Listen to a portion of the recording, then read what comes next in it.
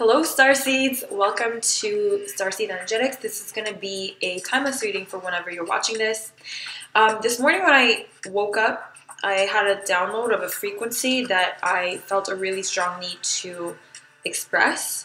So the way I usually channel is I get a package of frequencies and I try to express it in the best match possible. So this is what I got, and this is the theme that I'm basing today's reading on because I feel like it's probably a collective epiphany that we're maybe living through. The void that you feel is but the illusion of space, created so that your journey of life would never end. The insatiable craving, the sensation of isolation, the inorganic confusion of uncertainty. It was never insanity, only genesis of the room to stretch, move, and grow. This is definitely a match to what I'm experiencing. So if you feel that disresonance of maybe alignment, it's just because there's always room to express more and grow more and become something else other than the past. What else? I feel like it's relevant for me to talk about my personal journeys because whoever tunes into these videos are mostly, like, I would say 80% really in sync with my personal frequencies. Like, I feel that a lot of you resonate. So, like, recently I did a timeless reading where I described how like a credible source that you respect is going to say something that's out of alignment for you, perhaps like one of your core belief systems, just to kind of strengthen your empowerment on paradigm of reality, so that when you hear an opinion of somebody who is very credible and respectful for you, your ability to affirm your own core essence. And that could be a traumatic experience because we've all been conditioned to buy into the third dimensional matrix when we sort of had this knowledge when we were born, like as soon as we were born. So I guess it's a chance of correcting that. And I've had that personally with a very respectful, I guess, clairvoyant person. He's a very strong and wise starseed. And a lot of the stuff he said was beneficial for me, and I do appreciate his perspective. But you always, in any kind of person who's teaching you anything or telling you something, you always have to understand that it's coming from another human channel. So maybe you resonate with the higher selves of that person, but it's still filtered through that human, still filtered through his or her experience, belief systems, and so you always have to discern what people are saying. Especially there's like certain very eccentric people whose what they have to share is very valuable because of their sheer perspective and their higher selves. But it's just really important to always run it, like kind of filter it through your heart and intuition. Otherwise, you'll just end up in this chaotic state where you're filtering reality through somebody else's soul journey, which isn't really relevant for you. And it's never anything personal. It's just that it's coming from a human channel. And by nature of the human vehicle, it's going to be radically polarized in variety. I'm just going to do a really brief spread with the tarot. And I got the Wheel of Fortune with the Eight of Swords and the King of Cups with the Knight of Swords on the bottom.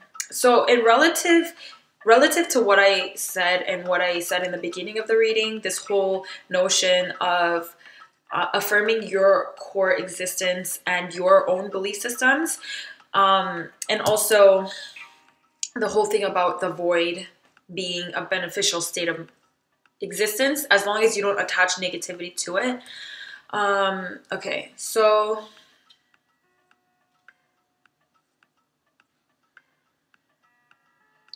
So this Knight of Swords to me is accepting what thoughts are and what belief systems are. So by now, hopefully you understand how your human reality is literally filtered through this perception of your belief systems. So your belief systems are kind of like ideals that are the color of the overarching condition that you allow your reality to be. So if you have a certain belief system, it will just filter out certain realities that you perceive. Like even your brain will filter out 70% of the data around you and information. And that's why the human eye doesn't see all other spectrums of color, such as ultraviolet, unless your third eye is very open, or other spirits. It just filters it out according to the relevant belief systems that you're holding. And this, to me, right now, is signifying that you can use this as a positive constraint. You can appreciate what it does and not necessarily think of it as a prison, but more like a tool. So when you're coding, like programming computer code, I equate belief systems as like the class. I believe that it's called class, and functions too. There's like, when you start programming on the top, you literally classify what the program is going to do and what it's going to be. So that's kind of belief systems for your reality. And if there weren't any belief systems, there would be no, like if there were no classifications and functions on top of the code, there would be no software, there would be no program. It would still exist, things would still exist, but there would not be that experience, this subjective reality that you're experiencing. So it's not necessarily a bad thing, but it's something you have to guard in. Your belief systems, you have to just kind of weed it out and plant a garden. If there were no walls in the house, there would be no house. It's not necessarily a constricting thing. It's up to you if you want to make it into a prison or like a sanctuary home. And this Wheel of Fortune is, I view this as like a turn of events in this context of these negative thought cycles and negative belief systems you're holding. As you start to view this void or any kind of dissatisfaction that arises in your life, you start to view it as this space created for your journey. When space comes into Genesis, it's not really a real thing. It's actually a sub-reality. I'm not sure if you're familiar with dimensional physics, but like, so literally the third dimension is a projection from like the eighth dimension, and eighth dimension is a projection from another octave. Like it's so we're living in a sub-reality. This is a sub-reality. There's parts of you that are on the actual more realer planes of existence, but what we're experiencing now is a shadow reality. So it's not a bad thing. This is like the program. This is a software we're experiencing. So you're learning that this resonant space that you feel isn't really insanity. It's not really something you need to get rid of. I think the problem arises when you feel that space and how space isn't really the truth of the core of the existence. And sometimes you might feel, that's why you might feel like, oh, I need to get rid of this. But when you accept that it's part of this sub-dimensional experience, you can start to kind of embrace it and not feel like the Eight of Swords. So that's the turn of events that's occurring, is your perception is really, really shifting. And this gives you this abundant mindset and freedom and this contentment, which is the King of Cups. So it literally goes from avoiding facing yourself and having a bunch of anxiety and fear into like the wheels are turning into this contentment and this maturity and witnessing your own emotions and thoughts in your body, and your ability to actively pursue the sorts of belief systems and thoughts because you know the power that they have, rather than thinking that thoughts create reality. Even you've got to realize that it's kind of different. Like I support the law of attraction, and I support the people who practice the law of attraction and thought systems and things, because I feel like it bridges a crucial gap for the lay people, like normal people, to get acquainted with certain mysticism of life. So I definitely think it's a great thing, but it's not the most advanced way of viewing reality. There's other perceptions that are more beneficial. But yeah, there needs to come a point where you can start to see the actual belief systems on top of the thoughts. I would really recommend reading the Seth material. The actual book title is called The Nature of Personal Reality.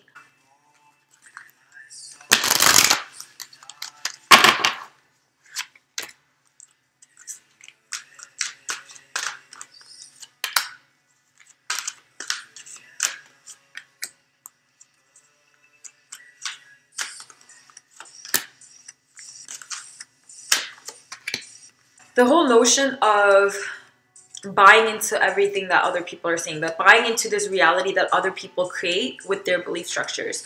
So when there's like sort of a pull towards you wanting to believe exactly what they say and take it into your own belief system, sometimes it comes from your desire to belong and kind of fit in to their structure or to their reality, kind of merge into it, because you might feel like you're not exactly confident in the essence of your being and your core of being, because you are a fractal of the whole as you are experiencing this reality.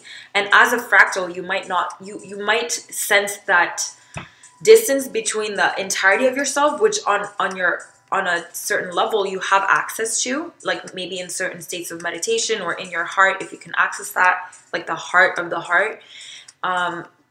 So yeah, it's not anything bad, but when you just realize where that's coming from. And if you have a lot of issues with like either overconsumption or like shopping addictions, any kind of addictions, or even food addictions or drug addictions, alcohol, the reality behind that is you could just be having trouble feeling that wholeness within. You feel this void. And so how you fill that void is not wanting to get rid of that void by acknowledging that it's just a side effect of this experience. And I guess as a whole humanity, you're kind of learning to transmute this void instead of rejecting it by creating this spectrum of emotions and frequencies that never existed before. And this is how we grow.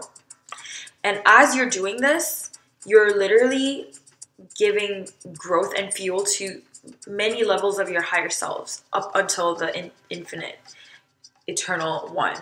Like you're fueling their lives. You're kind of like doing them so much service by going through these.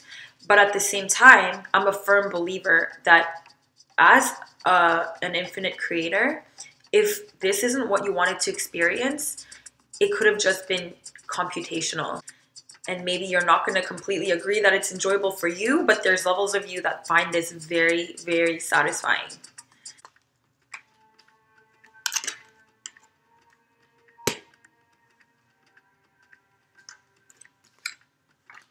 So I'm going to explain each of them in a couple different ways, so take what resonates with you. But an important thing is, on the bottom of this deck is the Golden Palace, and then on the bottom of this tarot deck was the Sun. This is very similar in that it signifies it's like the golden age. It manifested in the environment. So this is your overall energy.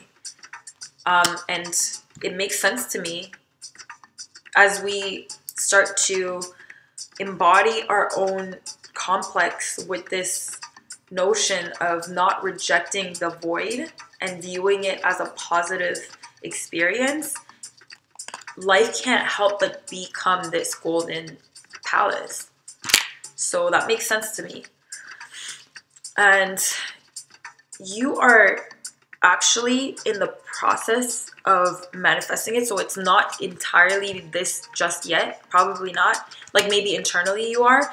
But the reason why it's not shifting so fast into this perfect state is because you actually wanted to slow this phase down, to kind of savor it in a very, very magnified way. So this is kind of like when it's your favorite food you're eating, you don't want to just gulp it down. You kind of want to savor each bite.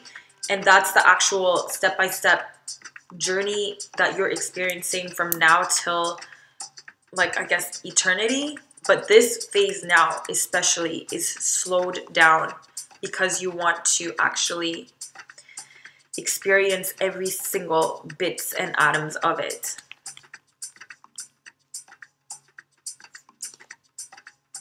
And you are learning to make every single movement with intention. Movement or any single action, thought, everything is imbued with intention now. You've learned how to do that. And that's a very magical thing. So there's this really sick video, like sick in a good way, with Matt Kahn, where he talks about intention behind every action. Where he says, like, it doesn't matter what you do, it matters what intentions are behind it. So it's like, it's kind of magical how you can perform any act, and when you place pure intention behind it, it becomes like the greatest service in the world. If you intend that every breath that you take is proxy for the life force running through every single sentient and beings in the world, and you take that breath, it's the most meaningful thing you could possibly do. So it doesn't really matter what kind of action you're taking or what you're doing. It matters what intentions are behind it. When you're going to sleep, if you intend before you go to sleep, with my rest, I take rest with proxy to all of the realignment of the ascension grids on this planet or something. Like, if you really hold that intention, that act just becomes miraculous. Now, on the second row, you have the One Ring Circus with Magical Map Shifter. This tells me that maybe you've just been feeling like you've been doing everything by yourself, but that's drastically about to shift into these forces of hope that's going to come into your life synchronistically. And it's going to feel amazing that you don't have to. It's kind of like you're being rescued, but this only is happening because you've learned to do this to yourself. You've learned to cultivate this empowerment within yourself. So then now you're going to start to see that everything in your environment is starting to work with you and not against you. It's like very powerful because I'm getting shivers down my entire body. This is an important message for you.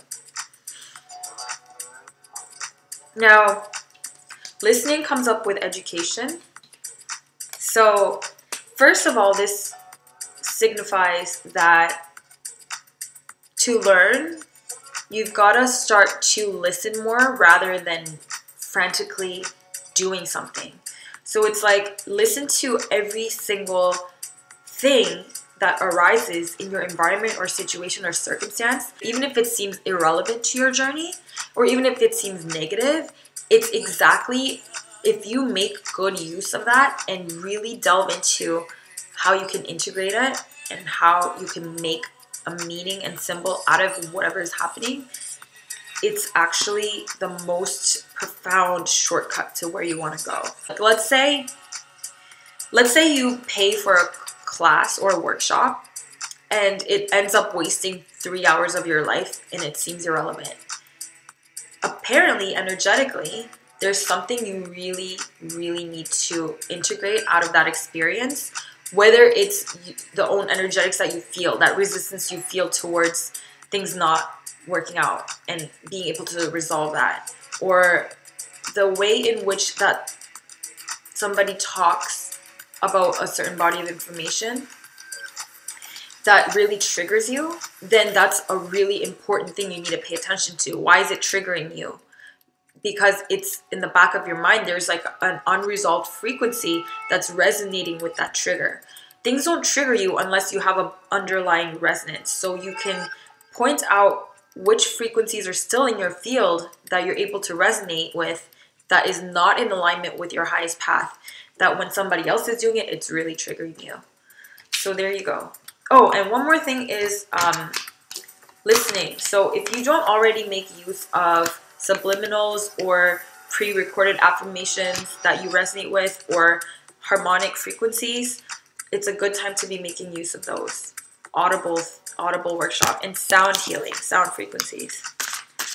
Sound healers that I recommend are, of course, Almin. She's one of my favorite human beings in the world. And the thing with Almin, though, is she's one of those really eccentric people with a very, very eccentric belief system that her material is going to be really helpful for, I believe, every spiritual journey. But you really need to be tapped into your heart and really be filtering through, because she's a very eccentric being. But what she has to offer is incredible.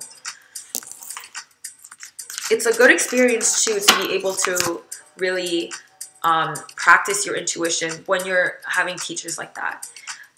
Who else? Tom Kenyon. Tom Kenyon is one of my favorite sound healers too. He channels Hathorians, which are beings that come from a multidimensional portal through the star system of Sirius.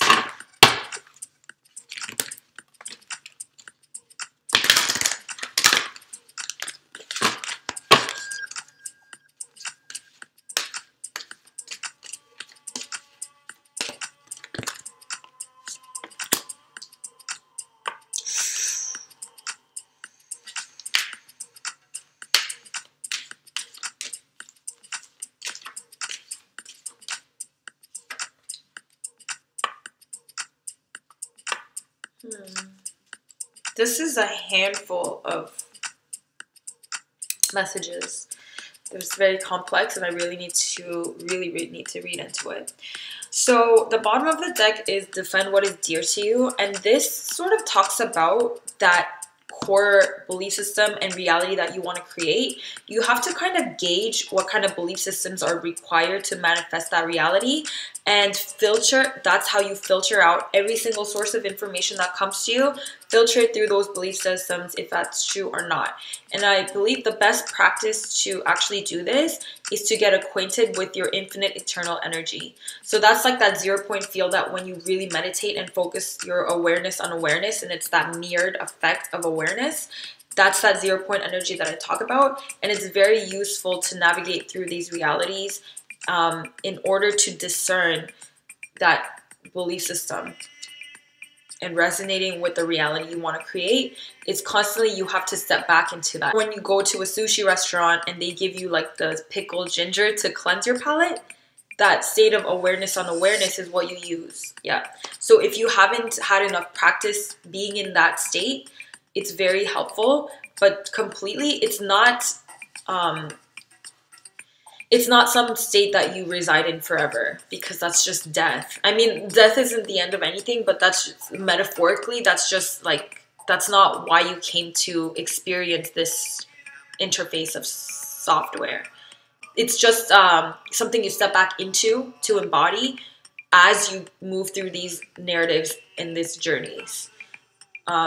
But you don't rest there forever. At least, like, that's my perspective on it. And again, if this doesn't resonate with you, then it's up to you to discern that. But for me, it's just a state that you go back and forth into while experiencing these, like sleeping. Okay, it says confront your opposite polarity and embrace 3 worlds. This is very similar to me. So there's an aspect in your life and reality that you've kind of been like hesitant to face it because it seems so opposite to your nature, but it's time for you to do that. For me personally, that would be my like grounding chakras. So I view chakras as a perspective too. It's something you dip in and out of. I believe in the unified chakra. I believe in the 7 system, the 12 system, but you can shift your perception of the chakra system from time to time according to relevance. And in my earthly chakras, like my lower chakras, like the lower 3, are pretty damaged because a lot of starseeds go through that. So I'm again working through this, and I've done this many times. I've done this in cycles. I go through phases where I'm working on my lower chakras, and I'm just going through another one of them right now. And each time it's like a different approach that I use. But yeah, for me, that would be the opposite polarity. But if you've never worked with the divine feminine and masculine, so if you're a male person watching this, you would want to work with the divine feminine. And if you're a female person watching this, you would want to work with the divine masculine, because there needs to be a good balance of both in order for you to embody that state, to access the unified state and back and forth with experience. So embracing the three worlds, we've gone through as a channel, and the viewers who are watching this have gone through so many synchronicities of threes. And it's sort of like a number of enlightenment. It's like signifies the higher dimension of existence. The 3 number is definitely a multi-dimensional perspective. So not only the multiverse perspective, but also the universe perspective. There's a reason why it's there. There's a reason why the linear vision is there. It's something I think we all need to appreciate. We're always idolizing multi-dimensional perspectives and the multiverse paradigms, but there's a reason why there's a linear one too, because it's useful for us to integrate, and it gives us such a unique experience of reality that we should probably embrace it. Whatever that means for you. And this one, create and activate your DNA. As I said, as you do this, as you confront the polarity and as you embrace the different various perspectives, including the linear perspective, we are activating a new strands of DNA. And I also just noticed that these both have antlers, so I'm not sure exactly what that means for you. Maybe, and oh, there's a deer here too, so I'm only like remembering that it's Christmas season when I'm recording this, and this reminds me of like Rudolph. And so if I want to get into the symbolism of this, for me personally, it's kind of like, I don't know if you were ever traumatized about finding that Santa isn't real, but to me it was really traumatizing because I was only 5 years old and my mom going through a lot of stuff herself. She didn't really know how to handle stuff like that, so she just, when I was 5, she just flat out told me, oh, by the way, Santa doesn't exist and I have this gift for you. And it was like clothes that I hated. Not that I hated, they were nice clothes, but I didn't want clothes. I was 5 years old. And to me, that was just like a school, because Santa as a symbolism is for children, it's like benevolence and mysticism. It's like a symbol. When you're getting acquainted with this third dimensional reality and they tell you about this Santa, all of a sudden you have this remembrance of home, of this mystical force. And then when you find out that's not real, that's like a complete wounding experience that tells you, yeah, this is a third dimensional matrix. It kind of like flattens you out into the third dimensional matrix. It's like the final straw on the camel's back that conditions you when that maybe that was like one of your last hopes, that reality is what you know it to be. So it's kind of like becoming reacquainted with that wound, maybe forgiving that experience if you resonate with what I just said. And this activate your DNA means a lot to me too, because I'm gonna tell you about this story. And again, the reason why I tell you about these stories is because I feel like many of you are on a similar wavelength as I am, and a lot of you say how much you resonate with my personal experience. In the recent years, I had this abduction experience with aliens, and what happens when I have these extraterrestrial experiences and interfaces, and this happens when I'm completely sober, okay? I want you to know that it's not like an effect of drugs. And I do not view that as an abduction. Like, the vibe that I got, first of all, the energy signature was like very loving. Like, the energy signature was like this glowing light that I really resonate in my heart with. And their vibes were amazing. It was loving. And I was just beamed up, and it's like they asked me for permission. And I agreed to it. It's almost like it felt so good. I felt like it was meant to be. And I went up and got beamed up, but as I was getting beamed up, it was kind of frightening because you feel your own molecules like disseminating. So I asked them to kind of take this out of my memory. But if I didn't say that, I would have remembered everything. But I just knew that it would be a lot for my physical body to integrate. I just thought it was for the best. And if I wanted to access a memory later, I could. And so, but I never, even when it comes to like Pleiadians and stuff, like I have a brief idea of who I'm resonating with, who I'm interfacing with, but I never directly ask them, like, what is your identity? And this is something that I talked about before. Like, I have an issue with specified knowledge, because I feel like that's very, I feel like everything depends on perception, and I don't like to get specified knowledge on something, because it's kind of like how I feel about math. I feel like math is always relative, and this is before I learned about applied mathematics, which is drastically different from regular math that we learn. But I always felt like math doesn't resonate with the core of my belief system, because it depends on the physics of your surroundings. Like if you go to another galaxy, their mathematical rules are different. Like 1 + 1 wouldn't be 2. It depends on your perception and your environment. And so it's like I have that issue with finding out exactly what it is. But where I was leading with this, but I actually got the message, the main message of this card as I was going through that, is to be okay with specified answers, is to be okay with like crystallization of a certain outcome, because you're not in that state anymore where you're vulnerable to what other people are saying. Like, as you learn to navigate with your intuition and filter everything through your own intuition and in knowledge of your own power, now that you have that stable ground, you don't have to be afraid to get specified facts anymore, because you know that it always can change according to perception. And if that's your overlying belief system, then the whole meaning of facts change. You don't have to be afraid of that anymore. Well, that's like so relevant for me.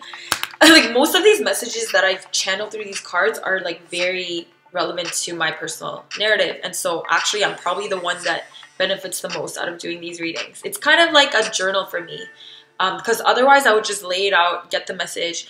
I probably wouldn't even delve that deep into the cards as much as if I was recording it for other people, but it's really beneficial for me. Wow. Okay, you know what? These are going to be the cards, because I got Ego Medicine and Owl Medicine. And this is, to me, is very synchronized. This is really cool, because the Ego Medicine talks about that sort of perception of the higher self, of the higher selves, higher dimensional perspectives. But the Owl Medicine talks about internal perspective. So this is more like a masculine energy, and this is more like a feminine energy. But it's like this integration of the higher perspective of your, I guess, like your higher selves, and then the infinite source within. And both are very crucial to navigating through. And you're the other perception of the linear human mind. So it's like this, the Trinity is here. It's the higher versions of yourselves and you, which is very valuable, the human perception, and then the internal perception, which is the infinite creator, the source perception, the infinite eternal awareness. Those are the 3 different states of consciousness that you're learning to embrace. And just remember that you're a core part of those 3. So don't reject the duality that you experience or perceive. It was just meant to be.